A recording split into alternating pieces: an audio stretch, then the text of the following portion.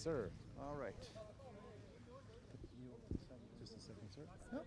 So I just met Deputy Prime Minister Bislimi. We like to touch bases and connect both before and after important meetings of the dialogue. This was one of those routine exchanges. You will have seen the readouts that the Special Representative Lychak gave about yesterday's meeting. There were some positive signs, and this was our efforts to talk about how we can continue to encourage positive movement. The position of the United States remains very clear on this. We respect the authority of the Central Bank of Kosovo. We understand it has the responsibility to govern and determine monetary policy for all the territory of the Republic of Kosovo. This isn't about the dinar.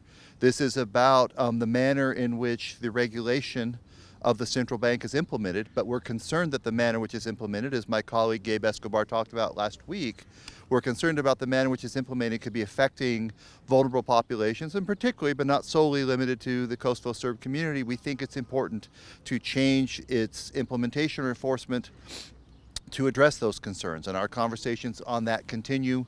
It's good to see that there are opportunities for both Kosovo and Serbia to provide some thoughts on how that can be done with follow-on meetings next week under the responsibility of Mr. Lychak. We welcome all that. He did not give me specific proposals. I think the government is still working on them as is appropriate. I did want to share our views, which I've consistently done, because we want to be constructive in this process, but we think it's a very important issue to be addressed. So I think it's important to be very, very clear about what the policy of the United States government is. A fundamental point is we believe that each country should be free for itself to make its own choices for the alliances and the organizations that it belongs to. And in fact, that is a large part of our engagement in support of the people of Ukraine. We believe the people of Ukraine should be able to choose whether or not they are members of NATO or the European Union, and not let others make that choice for them, in this case Russia.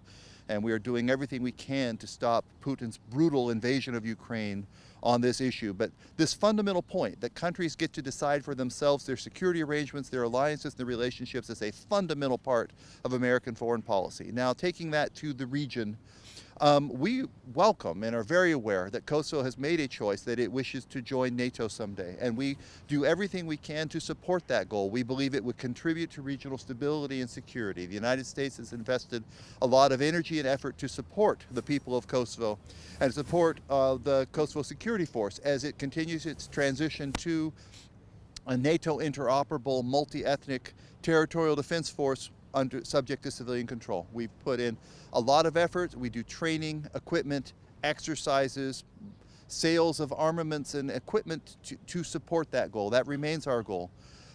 Kosovo does face a challenge in that some members of NATO have not recognized Kosovo the way the United States and many of our partners have as a sovereign independent state. We want to see that change. We want to see Kosovo's future in NATO advance. Kosovo aligns pretty well with NATO with regard to values and with regard to institutions. So it's more of a question of getting these outstanding issues resolved and seeing it advance. We fully expect to see Kosovo as a full member of NATO someday, and we're working towards that goal.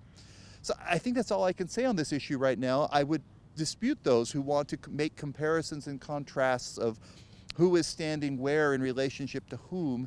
There's an enormous amount of engagement advancing Kosovo's security, including if it chooses to exercise it, and as it does, its right to move towards NATO membership.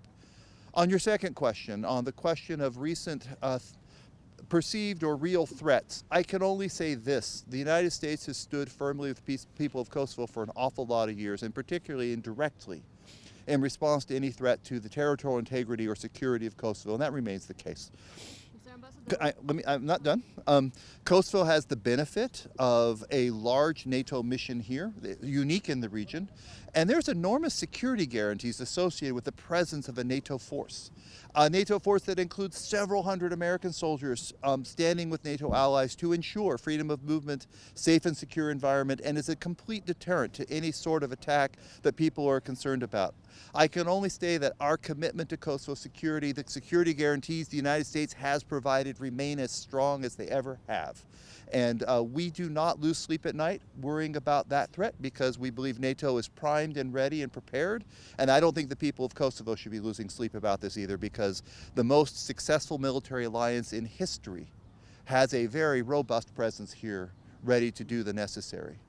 Well, I appreciate the question because I want to dispute the question completely. That is not what Gabe Escobar said at all. What he said was the Council of Europe issue is an important issue, and there are some European countries that have talked about these additional circumstances. He was not laying out a position of the United States of America, so I don't have much more to say. All right, I think we're good, but thank you very much. Thank you, sir.